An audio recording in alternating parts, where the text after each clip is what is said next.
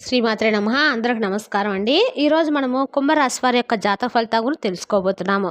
కుంభరాశి వారికి అక్టోబర్ 11 అనగా శనివారం నాడు వీరి యొక్క జాతక ఫలితాల గురించి తెలుసుకోబోతున్నాం. అయితే కుంభరాశి వారు ఇప్పుడే కొత్తగా మన ఛానల్ చూస్తున్నారు, దయచేసి ఛానల్ సబ్స్క్రైబ్ చేసుకొని వీడియోకి లైక్ చేసి సపోర్ట్ చేయడం మాత్రం మర్చిపోకండి. మరి వీడియోని ఎక్కడ కూడా స్క్రిప్ట్ చేయకుండా చివరి వరకు చూసినట్లయితే మీకైతే పూర్తిగా అర్థమవుతుంది. రేపటి రోజున మీ యొక్క రాశి ఫలితాల ప్రకారము మీకు ఏ విధంగా ఉండబోతుందో తప్పకుండా తెలుసుకుందాము. మరి అంతకన్నా ముందుగా ప్రతి ఒక్కరు కూడా ఏదో సమస్య ఉంటుందండి. సమస్యలు ఎవరంటే ఉండరు కదా. అంటే ప్రేమ, పెళ్లి, ఉద్యోగం, వ్యాపారము, ప్రేమించి మోసపోవటము, నాగదోషము, సంతానం లేకపోవటము, భార్యాభర్తల మధ్య గొడవలు, ధనం నిలకడ లేకపోవటము, రాజకీయము, కోర్టు సమస్యలు, మీ మీద చెడు ప్రయోగాలు చేయటము, ఇలా ప్రతి ఒక్కరు కూడా ఏదో సమస్య ఉంటూనే ఉంటుంది.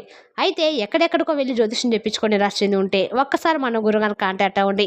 శ్రీ ఇంద్రకీలాద్రి కనకదుర్గమ్మ ఆశీస్సులతో జ్యోతిష్యం చెప్పండి. మన గురుగారి పేరు వచ్చి పండిత రాజు గారు. మీరు సంప్రదించిన ఫోన్ నెంబర్ 7989049722. చాలా నమ్మకమైన గురుగారండి. మన గురువుగారు స్త్రీ పురుష వశీకరించడంలో చాలా ప్రత్యేకత గలవారు. మీకు ఎటువంటి సమస్యలున్నా నమ్మకంతో ఫోన్ చేసి చూడండి, 100% గంటలో పరిష్కారం చూపిస్తారండి. ఒక్కసారి ప్రయత్నం చూడండి.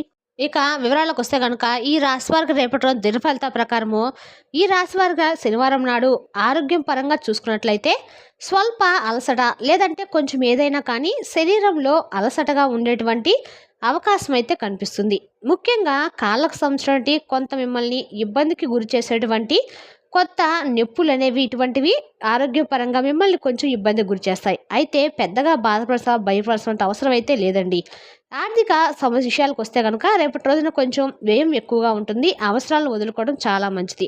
ఎందుకంటే రేపటి రోజు మీరు ఏదైనా కానీ ఒకటి కావాలని చెప్పి పట్టుబట్టి మరి తీసుకున్నట్లయితే ముందు ముందు రోజుల్లో అది అనవసరంగా మేము కొనుగోలు చేసామని చెప్పి దాని గురించి బాధపడాల్సినటువంటి అవసరం అనేది ఉంటుందన్నమాట. కాబట్టి ఆలోచించి జాగ్రత్తగా పెట్టుకోవాల్సినటువంటి చోట ఖర్చులకు ప్రాధాన్యత ఇవ్వడం, ముందుగా వాటి గురించి ప్రణాళిక వేసుకోవడం చాలా మంచిది. ఇక ఉద్యోగ వృద్ధి పరంగా చూసుకున్నట్లయితే కనుక పాత ప్రాజెక్టులపై దృష్టి పెట్టేటువంటి రోజుగా రేపటి రోజు చెప్పుకోవచ్చు. ఇక నలుగురిలో ఉన్నప్పుడు చాలా జాగ్రత్తగా మాట్లాడితే మీకు మంచి అవకాశాలు అనేవి వెతుక్కుంటూ వచ్చేటువంటి రోజుగా రేపటి రోజు చెప్పుకోవచ్చు. ఇక ప్రేమకు సంబంధించిన వ్యవహార పరంగా చూసినట్లయితే స్నేహితులు లేదా భాగస్వామితో చిన్న వాదనలు అయితే కనిపిస్తున్నాయి.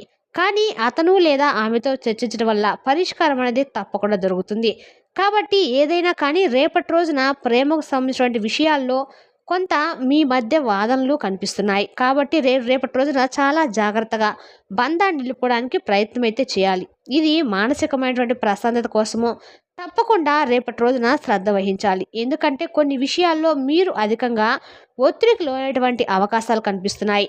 అటు పనుల విషయంలో కావచ్చు, లేదంటే కుటుంబంలో ఏర్పడేటువంటి చిన్న చితక తగాదాల విషయంలో కావచ్చు, లేదంటే అభిప్రాయ భేదాల వలన కావచ్చు. ఇలా మానసికమైనటువంటి ఆరోగ్యం అనేది కొంచెం దెబ్బతినేటువంటి అవకాశాల సూచనలు రేపటి రోజు మీ జాతక ఫలితంలో కనిపిస్తున్నాయి. ఇంకా చెప్పాలంటే రేపటి రోజున మీకు గ్రహస్థితుల యొక్క మార్పులు చాలా స్పష్టంగా మీ మీద ప్రభావం చూపబోతున్నాయి. ఉదాహరణకు బృహస్పతి యొక్క ఉచ్చస్థితికి మారడం వల్ల కొంత మీకు ఉపశమనం అనేది తప్పకుండా లభిస్తుంది.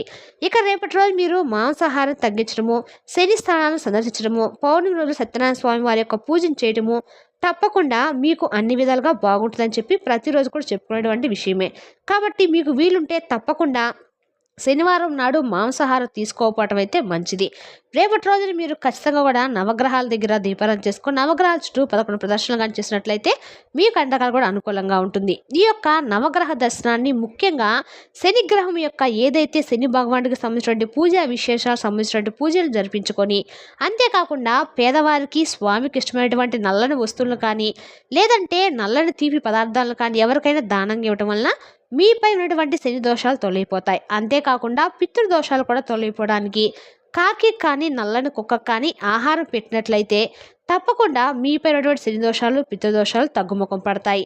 విశేషమైనటువంటి రోజుల్లో ముఖ్యంగా పౌర్ణమి రోజుల్లో సత్యనారాయణ స్వామి వారి యొక్క వ్రతం చేయకపోయినా స్వామి వారి యొక్క నామస్మరణ చేయటం వల్ల లేదంటే స్వామి పూజ చేయటం వల్ల మీకు ఎన్నో అద్భుతాలు ముందు ముందు రోజుల్లో మీరు కళ్ళారా చూస్తారు.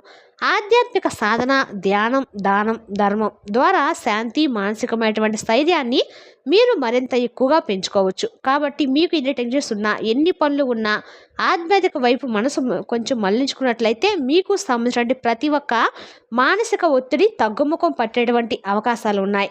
కాబట్టి రోజు మొత్తం మీద కాసేపైనా భగవంతుడికి సమయాన్ని కేటాయించండి. అలాగే ధ్యానం మీద శ్రద్ధ వహించండి. అలాగే మీకు వీలున్నంతలో మీ శక్తి మేరకు ఎవరికైనా కానీ దాన ధర్మాలు చేయటం వల్ల మీకున్నటువంటి కష్టాలు కూడా తగ్గుముఖం పట్టేటువంటి అవకాశాలున్నాయి. ఇక ఈ నెల చూసినట్లయితే కనుక ధనం పరంగా మీకు ఎటువంటి ఇబ్బందులు కూడా ఎక్కడా కనిపించలేదండి. కాకపోతే మీ దగ్గర ఉన్నటువంటి ధనాన్ని మీరు నిలుపుకోలేక కొంత అధికమైనటువంటి ఖర్చులకు బానిసైపోయి, అంటే అనవసరమైనటువంటి ఖర్చులకు ఎక్కువగా ప్రాధాన్యత ఇవ్వటం వల్ల మీకు ఖర్చులు కొంచెం ఎక్కువగా ఉంటాయని చెప్పుకోవచ్చు. ధనపరంగా మీ చేతిలో ఉన్నప్పుడు కూడా మీరు ఏం చేసి అంటే మీకు సరైనటువంటి అవగాహన లేకపోవటం వల్ల, అంటే వ్యర్థపరమైనటువంటి ఖర్చులను ఎక్కువగా మీరు ప్రాధాన్యత ఇవ్వడం వల్ల కొంత మీకు ధనాన్ని అధికమైనటువంటి ఖర్చు చేసేటువంటి అవకాశాలు కనిపిస్తున్నాయి. కాబట్టి ఈ విషయంలో తగు జాగ్రత్తలు తప్పనిసరి.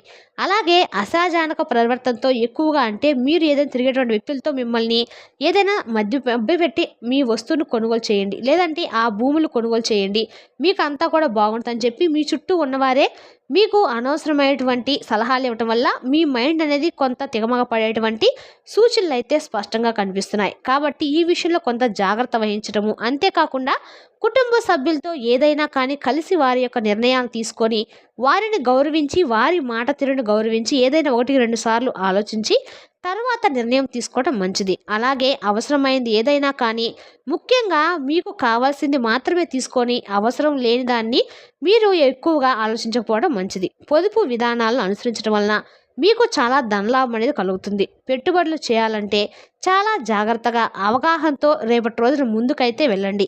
అలాగే ఆఫీస్లో కొన్ని ఒత్తిడి, రాజకీయ పరిస్థితులు ఉండవచ్చు. కాబట్టి ఆఫీస్లో ఎవరైతే మీకు గిట్టని వారు ఉంటారో వారితో ఎక్కువగా మాట్లాడకపోవడం మంచిది.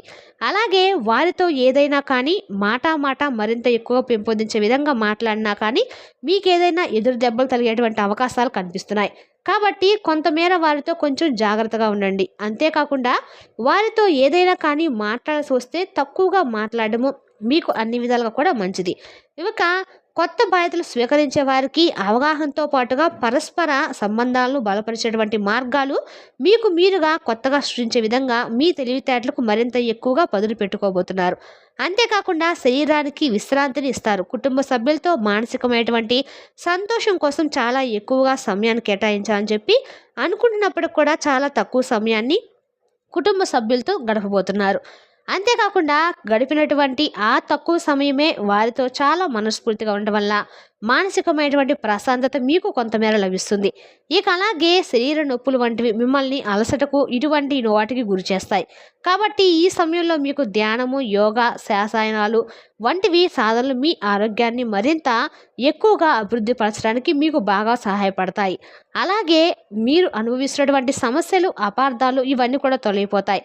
కొంతమేర ఒక వ్యక్తి ద్వారా కొన్ని సంభాషణ వల్ల మీ మీద పడినటువంటి ఏదైనా కానీ, అంటే కొన్ని మీరు చేసినటువంటి తప్పులకు మీ మీద పడినటువంటి నిందలు, ఇటువంటివన్నీ కూడా అపార్థాలు, మీ కుటుంబంలో ఏర్పడినటువంటి చిన్నపాటి గొడవలు, సమస్యలు వీటన్నిటికి కూడా రేపటి రోజున తెరపడినట్లే అని చెప్పొచ్చు. కాబట్టి ఎవరైతే మిమ్మల్ని అపార్థం చేసుకున్నారో ఆ వ్యక్తులే మరలా తిరిగి వచ్చి మిమ్మల్ని క్షమాపణలు వేడుకుంటారు. అంతేకాకుండా మిమ్మల్ని చాలా తప్పుగా అర్థం చేసుకున్నామని చెప్పి వారికి వారిగా క్షమాపణలు కూడా వేడుకుంటారు.